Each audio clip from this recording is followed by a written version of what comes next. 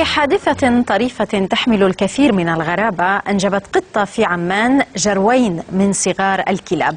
القطة التي ترضعهما وتخاف عليهما من الهواء كادت أن تمنع فريق الMBC من الاقتراب منهما، إلا أن الزميل عماد العضايلة استطاع إغراء القطة بعلبة تونة ليوافينا بقصة القطة الجراء.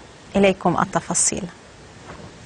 قد يضع الله الحنان في قلب قطة لترضع جراء كلب، أما أن تكون القطة هي الأم الأصلية لهما فهذه قصة أكدها صاحب هذه القطة الذي غاب عنها وهي تلد ليجدها تحتضن جروين لا قطتين.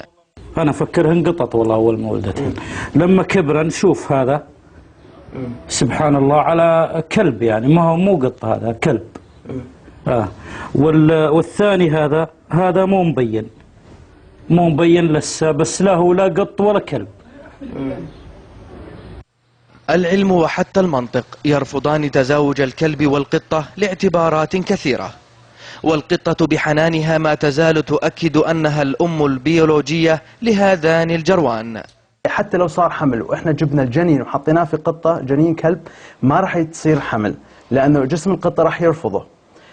فالفيصل بيننا هو اللي هو ناخذ عينات دم من هذول المواليد ونفحص عدد الكروموسومات فيهم ونتأكد منهم.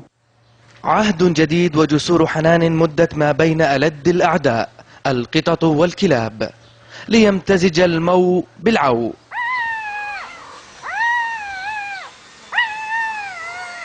ورغم رفض العلم لذلك إلا أن الله قادر على أن تلد أرحام القطط صغار كلاب. من سنين العدائية وحرب الكر والفر الدائرة ما بين القطة وموائها والكلاب وعوائها قلبت الآية. القطة أم لجراء من لحمها وشحمها، ورغم إصرار الMBC على معرفة هذا السر إلا أن قطتنا احتفظت به لنفسها، ولله في خلقه شؤون. من منطقة زميل جنوب العاصمة عمان، عماد العضايلة، MBC. وفي الختام هذا تذكير